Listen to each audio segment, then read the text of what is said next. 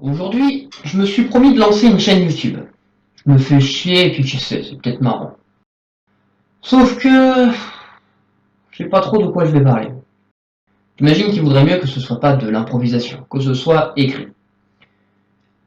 Eh bien, il faut que ce soit bien écrit pour que ça attire du viewer. Ah, l'écriture, une activité quasi magique, qui peut aller jusqu'à modifier la réalité elle-même. Du moins, la perception que l'on en a. Je trouve absolument fascinant comment une bonne argumentation peut te faire douter, reconsidérer jusqu'au fait que tu as pu expérimenter personnellement. Alors, je ne vais pas parler tout de suite de déni, cette extraordinaire capacité humaine à refuser la réalité d'une perception que nous avons comme, en tout cas que nous considérons comme dangereuse ou douloureuse. Non, je pense à l'illusion de réalité qui peut naître d'une bonne narration ou d'une bonne argumentation. Les deux vont parfois de pair, bien sûr. Mais il n'est pas nécessaire d'avoir un traumatisme pour croire à une erreur. Croire et défendre bec et ongle ce point de vue qui ne repose sur rien d'autre qu'une bonne histoire. Et si finalement je parlais de cela? Et si je faisais le tour avec toi de comment une belle histoire peut nous couper de la réalité? Oh putain, tellement de possibilités. L'humain est une telle machine à bullshit que le voyage risque d'être sans fin. Et plutôt dangereux pour notre santé mentale. Tellement d'ego se repose sur des narrations trop bien construites pour que je ne m'attire pas d'ennui en prenant ce chemin. Allez, on va commencer léger. Ne parlons pas tout de suite de sujets à la mode. Non, non, non, mon petit moi-même, tu devrais plutôt déterrer une curiosité historique. Attaque-toi à un obscur événement des temps passés. Un mec pas très connu, un petit personnage historique ne devrait pas m'attirer trop de foudre. Pourquoi pas Napoléon, tiens? De toute manière, Napoléon n'a jamais existé, c'est bien connu. Alors, je note l'intro, ça c'est check, plutôt pas mal. Une narration pour introduire une autre, c'est pas mal d'ailleurs. Et si tu ne sais pas pourquoi Napoléon n'a jamais existé, mon cher ami, je t'invite à lire un document qui s'appelle Comme quoi Napoléon n'a jamais existé ou Grand erratum, source d'un nombre infini d'errata à noter dans l'histoire du XIXe siècle. Un document, ma foi, extraordinaire que tu trouveras en ligne dans la description. C'est un texte absolument génial, écrit par un type dont tu n'as jamais probablement entendu parler. Il s'appelle Jean-Baptiste Pérès. Il faut dire, il n'est pas connu pour autre chose. Donc, si tu ne connais pas ce pamphlet, tu ne peux pas connaître Jean-Baptiste. Même sa page Wikipédia est dépourvue d'informations utiles. Enfin si, j'y apprends qu'il a fini conservateur de la bibliothèque municipale d'Agen. Waouh! Ah, et il a été professeur de mathématiques et de physique. Super, non? Du coup, quel est le rapport de ce bonhomme avec Napoléon? Eh bien, pour le comprendre, il faut se rendre compte que son pamphlet, comme quoi Napoléon n'a jamais existé, ou Grand erratum, source d'un nombre infini d'errata à noter dans l'histoire du XIXe siècle, c'est cool comme nom, a été publié en 1827, 6 ans après la mort de notre illustre Corse. Et qu'il faut soit des bollocks en acier, soit beaucoup d'ironie pour oser écrire et diffuser un truc pareil. Et comme je connais pas très bien ce prof, je vais lui laisser le bénéfice du doute, et partir du principe que loin d'être en plein déni des guerres napoléoniques, il tente de démontrer, ou, démonter, peut-être. Démonter ou démontrer? On va voir. Bref, il tente de démonter ou de démontrer quelque chose. Je vais donc lui laisser la parole. Je vais lui prêter la mienne plutôt, en lisant le début de son texte. Napoléon Bonaparte, dont on a dit et écrit tant de choses, n'a pas même existé. Ce n'est qu'un personnage allégorique. C'est le soleil personnifié. Et notre assertion sera prouvée si nous faisons voir que tout ce qu'on publie de Napoléon le Grand est emprunté du grand astre. L'intro est un peu bizarre, j'en conviens. Cela va peut-être se normaliser si j'avance un peu. Alors, lisons un peu plus loin. Et d'abord, tout le monde sait que le soleil est nommé Apollon par les poètes. Or, la différence entre Apollon et Napoléon n'est pas grande, et elle paraît encore bien moindre si on remonte à la signification de ce nom ou à leur origine. Ah, bah voilà qui est intéressant. Allez, on continue la lecture. Or, Apollon est le même mot qu'Apoléon. Il dérive d'Apolio ou Apoléo, deux verbes grecs qui n'en font qu'un et qui signifient perdre, tuer, exterminer. De sorte que si le prétendu héros de notre siècle s'appelait Apoléon, il aurait le même nom que le soleil, et il remplirait d'ailleurs toute la signification de ce nom, car on nous le dépeint comme le plus grand exterminateur d'hommes qui ait jamais existé. Mais ce personnage est nommé Napoléon, et conséquemment, il y a dans son nom une lettre initiale qui n'est pas dans le nom du soleil. Oui, il y a une lettre de plus, et même une syllabe, car, suivant les inscriptions qu'on a gravées de toutes parts dans la capitale, le vrai nom de ce prétendu héros était Néapoléon. Néapoléon. C'est ce que l'on voit notamment sur la colonne de la place Vendôme. Or, cette syllabe de plus n'y met aucune différence. Cette syllabe est grecque, sans doute, comme le reste du nom, et, en grec, né ou na est une des plus grandes affirmations que nous pouvons rendre par le mot véritablement. D'où il suit que Napoléon signifie véritable exterminateur, véritable Apollon. C'est donc véritablement le soleil. Ok. Sans contexte, cela paraît absolument ridicule. Nous partons sur un putain de délire religieux et mythique. Alors, il faut replacer ce document dans sa période de rédaction. Nous sommes au XIXe siècle, à une époque de remise en cause du christianisme. Bien sûr que Jean-Baptiste sait que Napoléon a existé. Il est juste en train d'appliquer à Napoléon certaines techniques argumentaires qu'il jugeait absurdes chez les opposants du christianisme. Alors, c'est un autre débat, bien sûr, mais l'époque est à la négation de l'existence de Jésus, surtout à la suite du livre « Origine de toutes les cultures ou la religion universelle » paru en 1795, et je te mets un lien qui te décrira ceci. Ce livre est écrit par Charles-François Dupuy. Il tentait de démontrer que le christianisme, l'islam et toutes les religions antiques ont la même fondation, le culte du soleil. D'où la comparaison entre Napoléon et Apollon dans notre pamphlet du jour. En fait, Dupuy, pas depuis, il faut que j'apprenne à prononcer les choses correctement.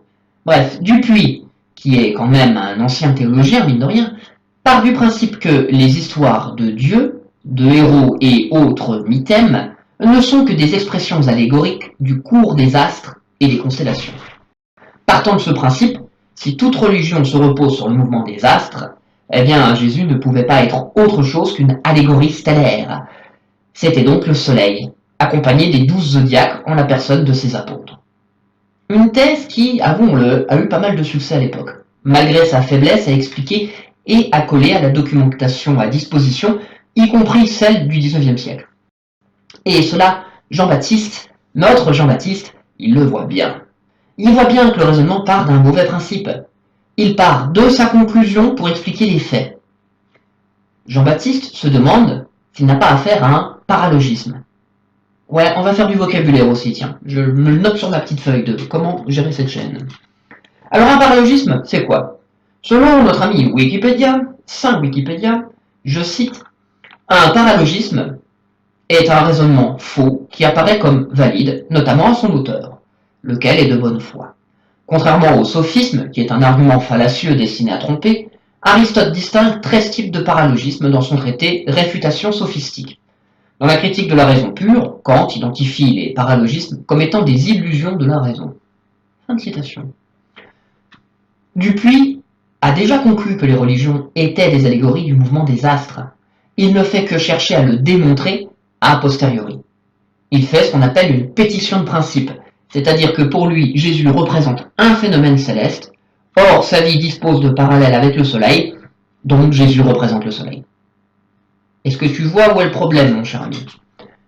Jean-Baptiste, lui, il le voit, et il décide de reprendre la méthode à son compte et de l'appliquer à un personnage indiscutablement réel, une célébrité charismatique et quasi légendaire, mais dont la réalité ne s'est pas encore estompée dans les brumes du temps.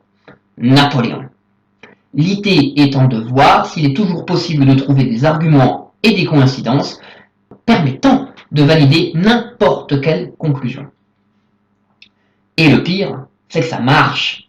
Je viens de le lire. Le rapport entre Napoléon et Apollon est, je dois l'avouer, bien trouvé. Il paraîtrait presque naturel. Et que dire du fait que Bonaparte est la conjonction de Bonaparte, la bonne part. Et cela ne veut rien dire, quand c'est moi qui l'explique. Alors, on va continuer la lecture de notre pamphlet du jour. Mais que dire de son autre nom? Quel rapport le mot Bonaparte peut-il avoir avec l'astre du jour? On ne le voit point d'abord. Mais on comprend au moins que, comme Bonaparte signifie bonne partie, il s'agit sans doute là de quelque chose qui a deux parties, l'une bonne et l'autre mauvaise, de quelque chose qui, en outre, se rapporte au soleil Napoléon. Or, rien ne se rapporte plus directement au soleil que les effets de sa révolution diurne. Et ces effets sont le jour et la nuit, la lumière et les ténèbres. La lumière que sa présence produit et les ténèbres qui prévalent dans son absence. C'est une allégorie empruntée des Perses. C'est l'empire d'Oromaz et celui d'Ahriman, l'empire de la lumière et des ténèbres, l'empire des bons et des mauvais génies. Et c'est à ces derniers, c'est au génie du mal et des ténèbres que l'on dévouait autrefois par cette expression prégatoire ab idem, ab in malam partem. Et si par Malaparte on entendait les ténèbres, nul doute que par Bonaparte on ne doit entendre la lumière. C'est le jour par opposition à la nuit. Ainsi on ne saurait douter que ce nom n'ait des rapports avec le soleil, surtout quand on le voit sortir avec Napoléon, qui est le soleil lui-même comme nous venons de le prouver. Ce mec est un génie. Il arrive à trouver non pas une preuve de l'inexistence de Napoléon et de sa nature allégorique, mais 10. On va les reprendre. Ce serait dommage que tu passes à côté de la vérité cachée. Et comme je sais que personne ne va lire ce qui est en description, parce que moi-même je le fais pas toujours, il faut quand même que je fasse un effort pour te faire enfin voir la réalité occulte du 19e siècle. Il faut peut-être falloir que je retravaille mon ton ironique par contre. Alors on fait comment? Est-ce que je lis tout le texte? Ouais non, je vais en avoir pour des plombs. Je le lis en accéléré? Non, je suis pas chaud pour faire un montage. Résumons. J'ai déjà parlé de la première, sur le nom de Napoléon Bonaparte, qui est vraiment le soleil du temps du jour. Trop classe. Ensuite vient son lieu de naissance. Dans la mythologie, Apollon est né sur une île de la Méditerranée. Et devine mon ami, où est né Napoléon? En Corse, une île de la Méditerranée. Coïncidence? Allez, on va citer. Pausanias, il est vrai, donne à Apollon le titre de divinité égyptienne. Mais pour être divinité égyptienne, il n'était pas nécessaire qu'il fût né en Égypte. Il suffisait qu'il y fût regardé comme un dieu. Et c'est ce que Pausanias a voulu nous dire. Il a voulu nous dire que les Égyptiens l'adoraient.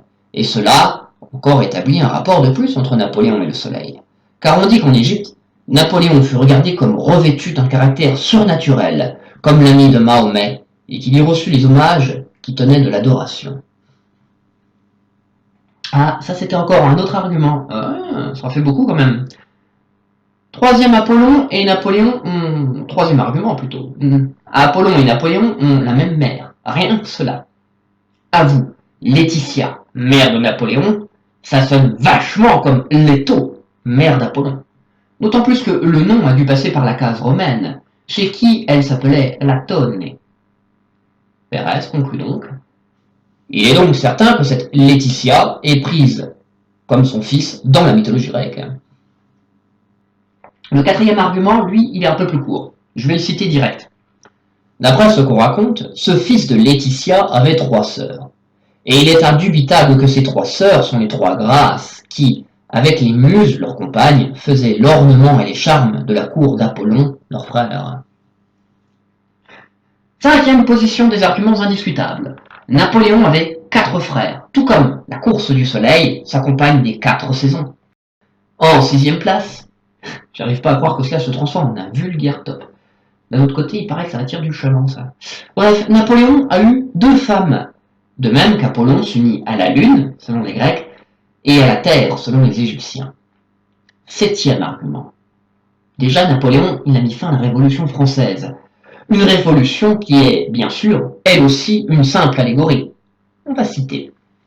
C'est le serpent Python, reptile énorme qui était pour la Grèce l'objet d'une extrême terreur, qu'Apollon dissipa en tuant ce monstre, ce qui fut son premier exploit. Et c'est pour cela qu'on nous dit que Napoléon commença son règne en étouffant la Révolution française, aussi chimérique que tout le reste, car on voit bien que révolution est emprunté du latin revolutus, qui signale un serpent enroulé sur lui-même. C'est Python et rien de plus. Et le pire, les mecs, c'est que c'est même pas mon argument préféré.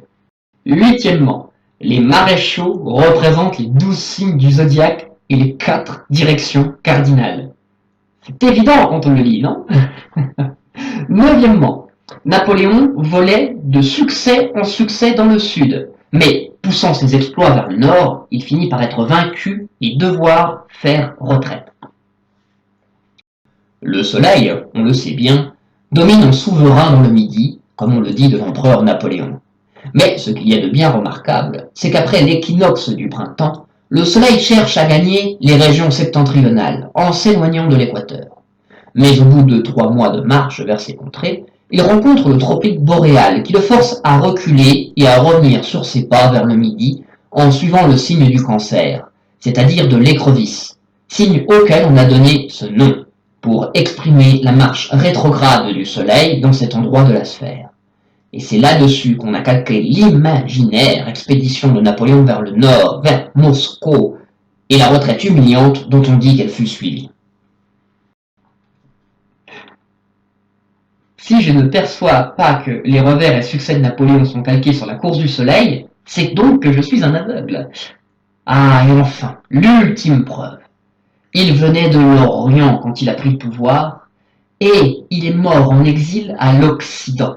Est-ce que j'ai besoin d'expliquer cet argument? Alors qu'en penses-tu, l'ami? La conclusion ne coule-t-elle pas de source? Il n'a régné qu'un jour, dit l'auteur des Nouvelles Messéniennes en parlant de Napoléon.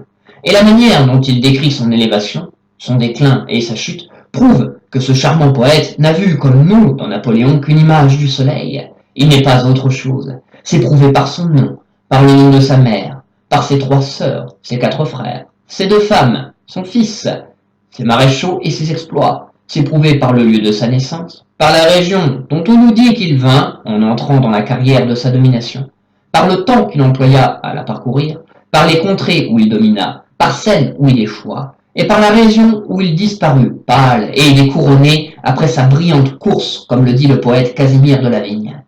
Il est donc prouvé que le prétendu héros de notre siècle n'est qu'un personnage allégorique dont tous les attributs sont empruntés du soleil. Et avouons que, présenté ainsi, ce serait presque convaincant. Sauf que c'est faux, nous le savons tous. Alors, où est l'arnaque?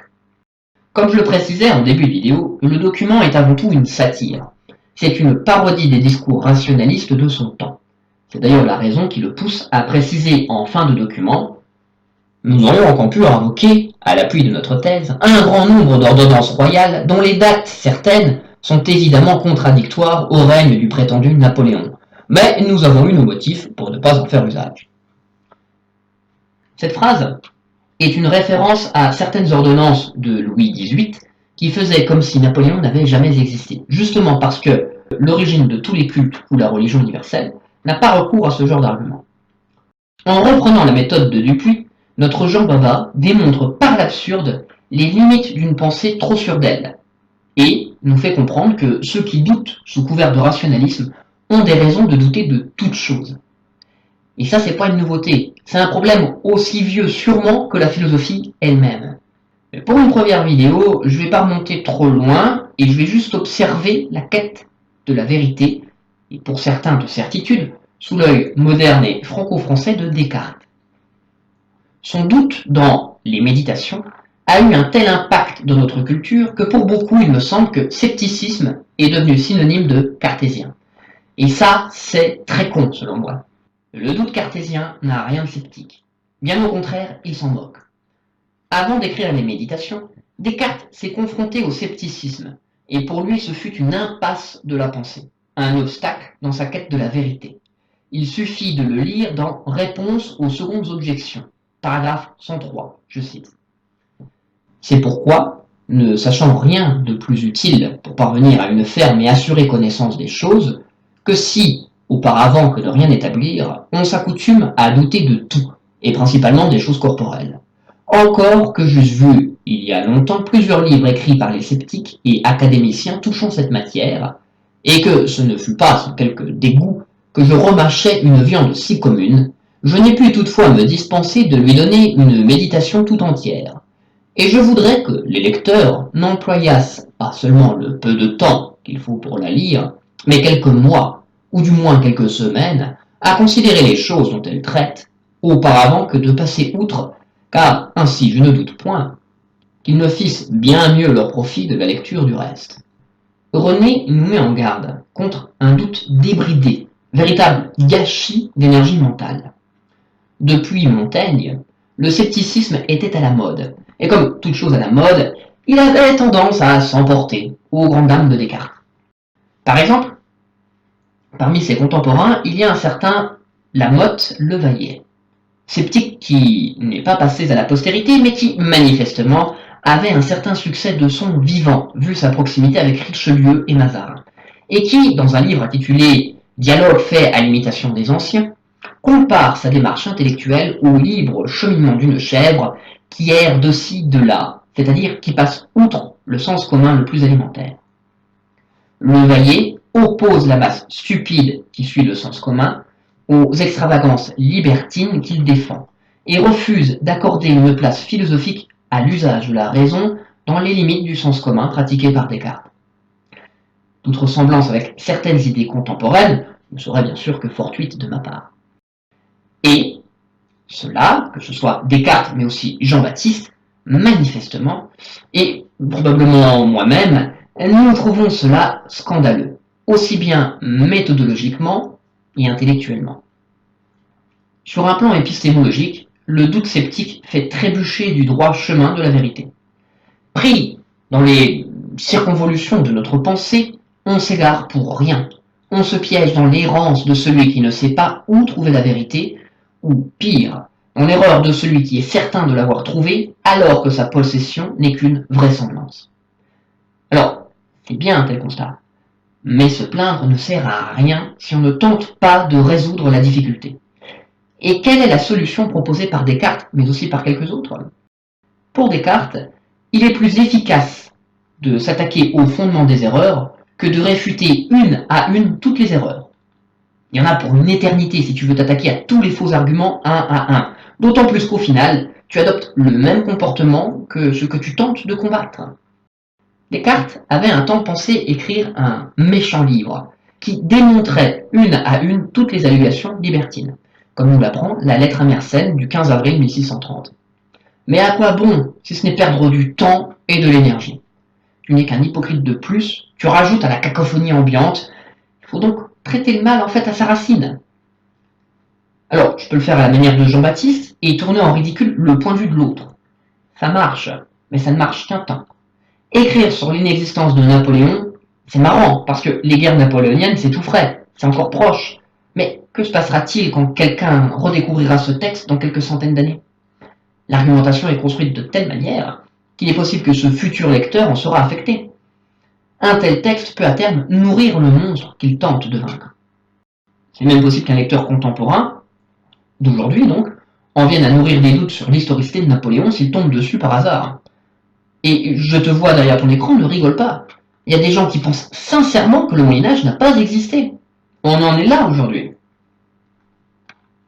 Et tu peux leur apporter tous les arguments pertinents que tu déterreras, ils ont toujours une réponse toute faite. Et si jamais tu les mets en difficulté ou que tu les ridiculises, la seule réponse qui leur reste est le déni et l'agressivité. Essayer d'argumenter n'entraîne souvent qu'un dialogue de sourds, une guerre de position. Quand on veut vaincre une idée, il ne faut pas lutter sur le même terrain qu'elle, parce qu'elle y a l'avantage. C'est son environnement. Autant essayer de distancer un poisson à la nage. La question argumentaire n'est qu'une façade. Moi le premier, j'aime à penser que je suis maître de ce qui traverse mon esprit, et que ce qui s'y passe est fondé sur du concret. Mais il m'est plus difficile d'avouer que mes soi-disant certitudes, fondées sur du concret, ne sont peut-être que des croyances. Et que loin de voir le monde pour ce qu'il est, je ne fais qu'y projeter mes croyances. Je vois le monde tel que je suis. Imaginons que tu sois une femme mariée. et que ton mec rentre avec du rouge à lèvres sur le cou. C'est un fait. Mais comment et sur quelle base vas-tu l'interpréter? Ce petit stimulus va peut-être engendrer en toi la cognition « il me trompe ». Sauf que cette conclusion, plus que le résultat de la découverte du rouge à lèvres, elle provient d'autres cognitions antérieures. C'est le résultat de la représentation mentale que tu te fais de ton mari et de ta relation. Et cette projection se fera sur tout ce qui entoure l'image, ce qu'on appelle l'imago du mari. Tu ne verras que des confirmations, puisque ton imago est ton seul outil d'analyse de ce qui se passe. Ce ne sont pas les stimuli en eux-mêmes, ni même les arguments qui créent la réponse, mais l'interprétation de ces événements qui entraînent notre réponse. Voir du rouge à lèvres sur le cou de son conjoint peut aussi bien provoquer la réponse « il me trompe » que « mince, il reste de mon rouge sur la chemise, elle a été mal lavée » ou encore « ce con a pris une chemise sale ». Tu choisis l'une de ces réactions en fonction de ton état physiologique, de ton état émotionnel, des souvenirs que cela provoque et de tes croyances sur ton mari, toi-même et le monde. Si tu crois que les hommes ont une tendance naturelle à l'infidélité, cette réponse viendra plus facilement à la surface. Le problème n'est donc pas dans l'argumentation, mais dans la croyance. Affronter une idée, c'est donc affronter un ensemble de croyances plus ou moins ancrées. Il faut la reprendre à revers. Descartes, malgré que c'est pas mon philosophe préféré, il faut bien l'avouer, il est utile pour cela. Il met en place une méthode permettant de surpasser temporairement ses croyances. C'est le sujet de son discours sur la méthode. Un livre qui est le fruit d'une démarche similaire à celle que je suis en train de faire. Il discute avec lui-même. Parce que les vidéastes, soyons honnêtes, ils ne font que ça, ils discutent avec eux-mêmes. Comme pas mal d'entre nous, Descartes a aussi connu ce désarroi face à la réalité. Quand nous cherchons à savoir ce qui est vrai, nous sommes un peu comme des randonneurs perdus dans une sombre forêt. Nous sommes irrésolus quant au chemin à prendre. Comment choisir entre deux vérités contradictoires? Vers où se diriger pour sortir de la forêt? On risque de s'épuiser à tourner en rond, ou de s'engager dans un chemin dangereux ou qui nous éloignerait encore plus des secours. Mais ce n'est pas une fatalité. Du moins, ce n'est une fatalité que si l'on ne sait pas quoi faire. Il y a plusieurs solutions possibles. On peut fixer un point fixe du paysage et se diriger vers lui pour éviter de tourner en rond. On peut trouver un cours d'eau et le suivre dans l'espoir de retourner à la civilisation, qui bien souvent s'installe à proximité de l'eau. En termes cognitifs, je peux aussi faire cela. Bien sûr, je ne vais pas faire une conférence sur la philosophie de Descartes. Déjà, je ne suis pas capable. Je n'ai pas les compétences pour cela. Je te mets en lien quelqu'un qui le fera bien mieux que moi. Mais si j'ai bien compris, il faut faire preuve de mesure et d'équilibre. Il ne faut pas être dupe. Bien sûr que la vérité est probablement arbitraire, mais nous pouvons tout de même la jauger en fonction de son utilité. Une vérité augmente-t-elle mon emprise sur le monde? La Terre est-elle plate ou ronde? Question simple. Les arguments, c'est bien, mais quelle vérité me permet d'expliquer le mieux les phénomènes, et surtout d'agir sur eux? Laquelle rend l'humanité la plus puissante? Les satellites, la circumnavigation et tout le reste, nous les devons à quoi? À une théorie de la Terre plate ou à une théorie de la Terre ronde? Une fois une utilité trouvée, tout comme une fois un repère trouvé, je me dois de la suivre avec constance, du moins tant que mieux ne s'est pas présenté. Puisque ce sont les plus probables, inutile de chanceler ou de regretter, nous n'avons pas mieux pour le moment. Je ne vois pas la lisière de la forêt ou de la certitude, mais j'ai plus de chances de l'atteindre si je me décide. Ah, c'est facile à dire, mais ça veut dire quoi? Ça veut dire que je décide et que je ne chance plus? Non. C'est cela qui nous fait avoir des remords, ou qui nous amène à tourner en rond. Aller droit en forêt, c'est impossible. Alors, pour y parvenir, on le fait par étapes. Un repère après l'autre. On peut faire de même dans une quête de sens. À chaque instant, j'agis, sans me reposer sur mes certitudes, mais en suivant néanmoins une constance. Nos choix passés n'ont pas plus de valeur que nos choix présents. Même dans l'urgence de nos incertitudes, nous pouvons agir, nous pouvons devenir libres. La liberté, étant par rapport à soi-même, c'est l'acquiescement à soi-même de Spinoza. ce sentiment d'être en accord avec soi-même. En fait, ce n'est pas contre le monde que nous luttons, mais contre nos représentations. Comme les stoïciens d'autrefois, Descartes nous invite à travailler sur notre représentation du monde, sur notre jugement personnel, ce qui n'est possible qu'après un exercice et un travail intérieur. Comment lutter contre la propagation des arguments bullshit? Ne pas s'attaquer aux arguments bullshit, mais en offrant les moyens de changer l'homme, de changer ses désirs plutôt que l'ordre du monde. Et ça, Descartes, il le décrit, mais tellement bien. On va le citer, c'est tellement plus simple. Ma troisième maxime était de tâcher toujours plutôt à me vaincre que la fortune, et à changer mes désirs que l'ordre du monde, et généralement de m'accoutumer à croire qu'il n'y a rien qui soit entièrement en notre pouvoir, que nos pensées, en sorte qu'après que nous avons fait notre mieux, touchant les choses qui nous sont extérieures, tout ce qui manque de nous réussir est au regard de nous absolument impossible. Et ceci seul me semblait être suffisant pour m'empêcher de rien désirer à l'avenir que je naquisse, et ainsi pour me rendre content. Car notre volonté ne se portant naturellement à désirer que les choses que notre entendement lui représente en quelque façon comme possible, il est certain que, si nous considérons tous les biens qui sont hors de nous comme également éloignés de notre pouvoir, nous n'aurons pas plus de regret de manquer de ceux qui semblent être dus à notre naissance, lorsque nous en serons privés sans notre faute, que nous avons de ne posséder pas les royaumes de la Chine ou du Mexique, et que faisant, comme on dit de nécessité vertu, nous ne désirerons pas davantage d'être saints, étant malades, ou d'être libres, étant en prison, que nous faisons maintenant d'avoir des corps d'une matière aussi peu corruptible que les diamants, ou les ailes pour voler comme les oiseaux. Mais j'avoue qu'il est besoin d'un long exercice, et d'une méditation souvent réitérée pour s'accoutumer à regarder de ce biais toute chose. Et je crois que c'est principalement en ceci que consistait le secret de ces philosophes, qui ont pu autrefois se soustraire de l'empire de la fortune et, malgré les douleurs et la pauvreté, disputer de la félicité avec les dieux.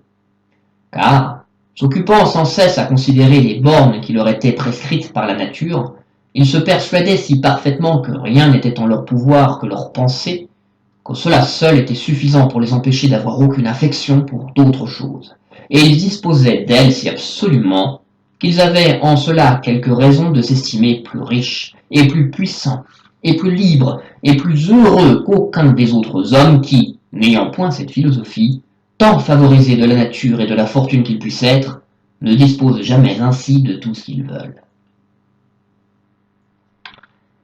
Les connaissances acquises ne sont qu'un moyen d'éclairer sa volonté, pas de la déterminer. Tout en se souvenant, bien sûr, que cette approche n'est peut-être que temporaire. Ce néo-stoïcisme n'est pas la finalité de sa quête de vérité, mais un moyen temporaire de progresser jusqu'à ce que plus utile se présente à lui. Sa conclusion, ce n'est pas à moi de le dire. Moi, je ne suis pas plus porteur de vérité qu'un autre. Je ne suis pas un expert, un professeur, un philosophe ou un prophète. Je suis comme toi derrière ton écran, qui a eu le courage ou le désespoir de m'écouter jusque-là, maintenant. Je cherche, je me suis trompé, je me tromperai encore, mais je n'abandonne pas. S'il existe une vérité, par définition, elle serait absolue. Or, moi, je ne suis pas absolu. Je suis un être relatif, changeant, fluctuant. Le relatif peut-il toucher à l'absolu? Mes limites peuvent-elles contenir l'illimité? Depuis que j'ai découvert Platon, ces questions me possèdent. Il y a des propositions vraies et d'autres fausses. S'il pleut, il pleut. C'est intrinsèquement vrai. Ce n'est pas une simple question d'opinion. Quand Jean-Baptiste Pérez écrit son pamphlet, il est indiscutable pour tout le monde que Napoléon a existé. Ce n'est pas une opinion. Pourtant, qu'est-ce qui me prouve que je ne suis pas trompé par mes sens? Est-il important de proclamer que quelque chose est vrai? Dire que l'herbe est véritablement verte est-il plus pertinent que de dire que l'herbe est verte? Et c'est là où un texte sur la véracité de Napoléon a toute son importance. Le document prend en défaut ce qui est pour la majorité d'entre nous est le seul outil pour établir la véracité d'une chose, la logique. Quand on lit ce genre de document, il paraît logique, donc il nous paraît vrai. Notre civilisation repose sur ce genre de vérité formelle, dont l'apogée est la logique mathématique. Si un carré fait 3 mètres de côté, alors sa surface est de 9 mètres carrés. On enchaîne les raisonnements à base de si, alors. Et c'est efficace, mais cela restera considérablement le champ des possibles parfois. L'enchaînement de déduction peut très vite tourner sur lui-même, et une argumentation aussi belle soit-elle ne reposait que sur ses propres mystères. Je serais à titre personnel d'accord avec l'écrivain Theodore Sturgeon, qui disait « Logique et vérité sont deux choses très différentes, mais elles se confondent pour l'esprit qui est le créateur de cette logique. » Quand ça arrive, ça devient une hypostase. J'aime beaucoup le vocabulaire, si t'as pas remarqué d'ailleurs. Dans une de ses conférences, Carl Jung a très bien défini ce qu'est une hypostase. Une hypostase, voyez-vous, n'est pas une hypothèse. Une hypothèse est une supposition que je fais, une idée que j'ai formée en vue de tenter une explication de fait. Mais, et je le sais en permanence, je ne l'ai que supposée, et mon idée a encore besoin de preuves. L'hypothèse signifie ceci, mettre quelque chose qui n'est pas là sous quelque chose d'autre. Cela pourrait être une supposition, ou présenter également le sens plus négatif d'insinuation. Or, l'hypostase signifie qu'il y a au-dessous une chose qui est matérielle, sur laquelle repose donc autre chose. Il y a toujours dans une hypostase la supposition qu'une chose existe véritablement. En d'autres termes, on part du principe que c'est comme cela et pas autrement. Dupuy, dans son Origine des religions, fait l'hypostase, puisque sa conclusion et ses prémices fonctionnent en vase clos. Aucun élément extérieur à sa logique n'agit sur celle-ci. Autre exemple, si dans ma logique je pars du principe que Dieu existe, c'est mon droit, mais le fait que je l'exprime ne prouve pas que ce soit le cas. Ma logique repose sur quelque chose de non prouvé, mais que j'estime comme tel. Elle est alors hypostasiée. Toute ma série de déductions découle d'une croyance, et cela a une limite épistémologique. C'est même dangereux parfois. La maison brûle alors même que je croyais avoir fermé le gaz. La vérité peut donc être découplée de la logique. Est-ce par l'enchaînement de déductions progressives que nous savons que les dinosaures ont parcouru notre planète? Non, ce n'est pas le fruit de la logique, mais c'est la vérité la plus utile pour expliquer la présence de fossiles qui, eux, sont des faits. Alors, après tout, c'est censé être une vidéo de présentation. Que vais-je faire sur cette chaîne? Eh bien, la même chose que chacun d'entre nous. Chercher. Partir du principe que dans notre monde d'incertitude et de doute, la vérité est comme l'horizon. Inatteignable. Mais que partir à sa poursuite, c'est tout de même avancer. C'est progresser, en somme. J'ai passé une bonne partie de ma vie maintenant à subir la vérité des autres.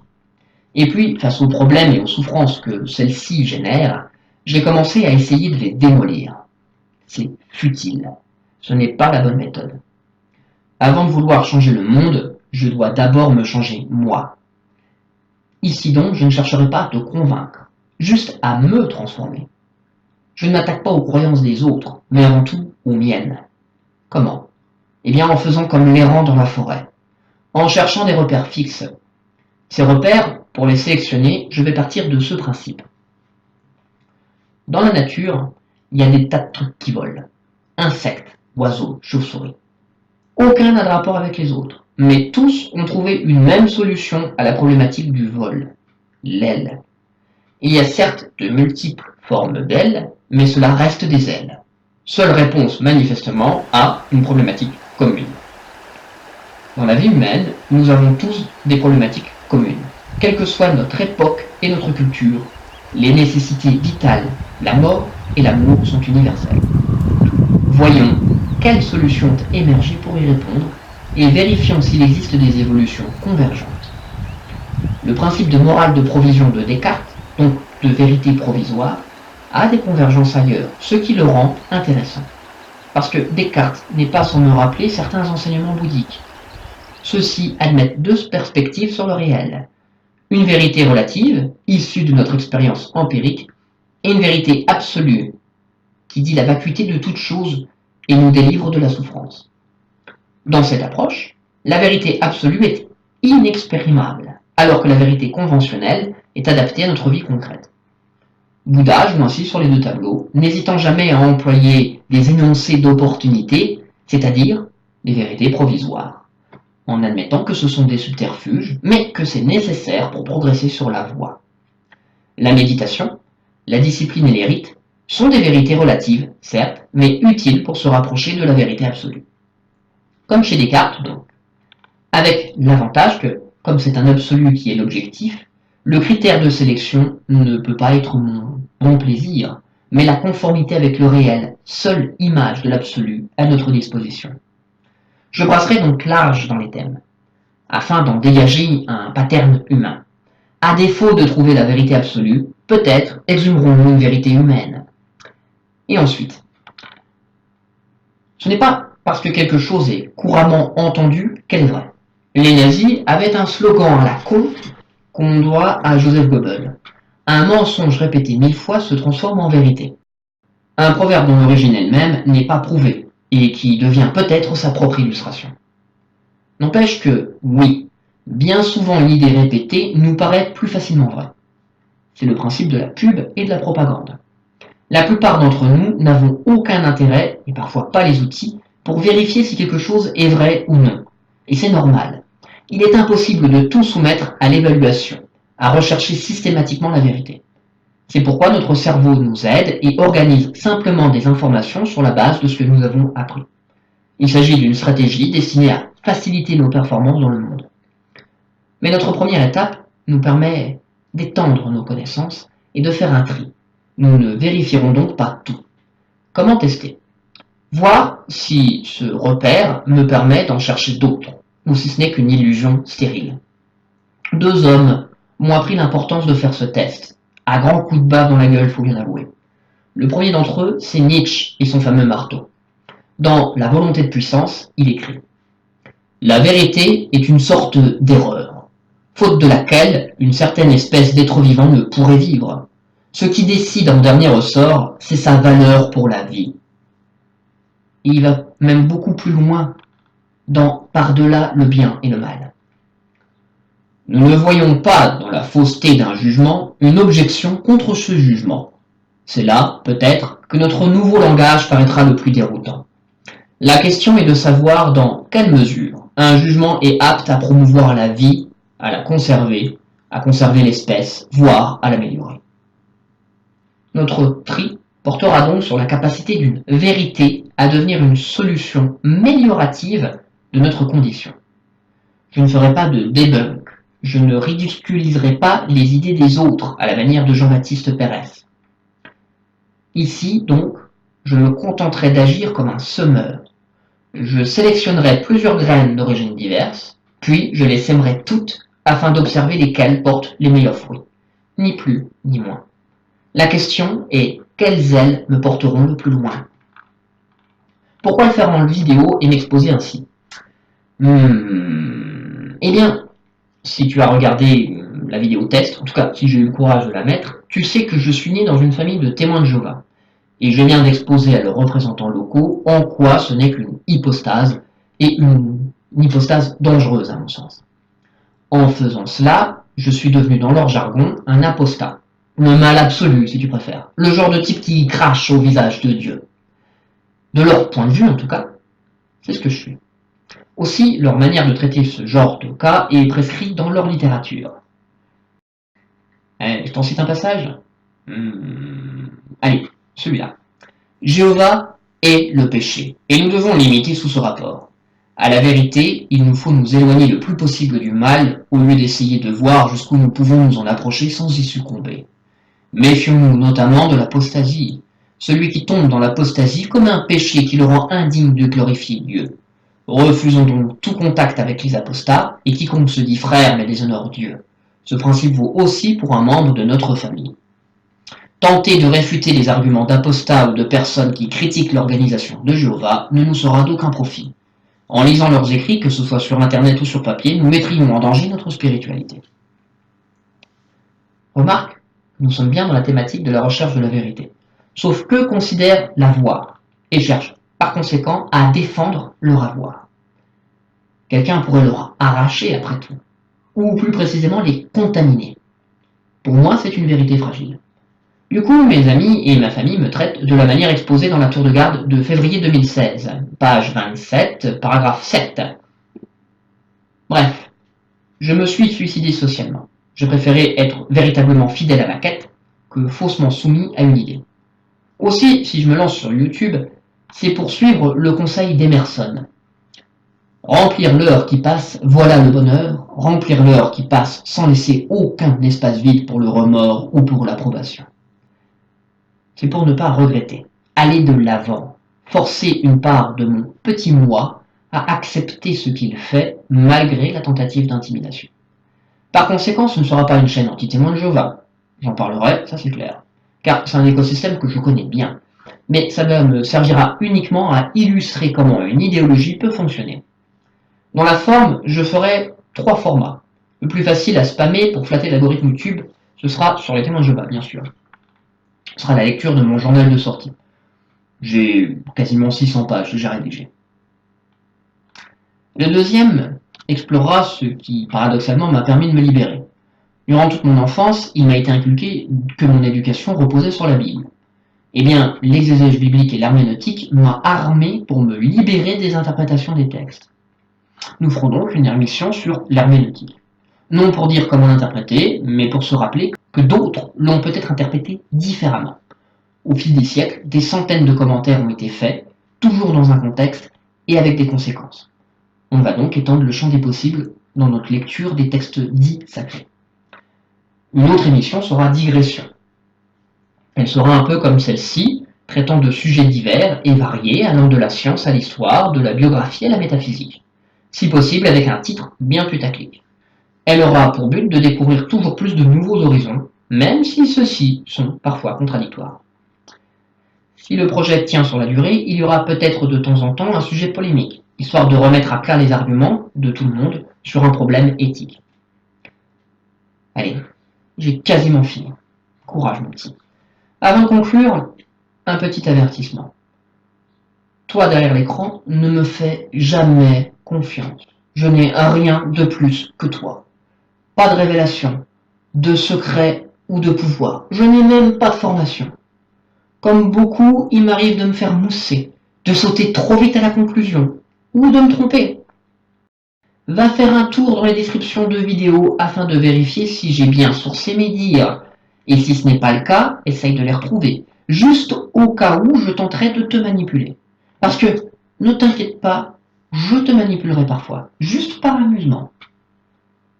Dans quelques jours, je sortirai les pilotes de chacune de mes émissions, accompagnés d'une présentation plus détaillée des concepts. En attendant, merci d'avoir eu le courage ou la patience d'écouter jusqu'à maintenant. Si la démarche ne te convient pas, tant pis. J'espère que tu trouveras ailleurs ce qu'il te faut.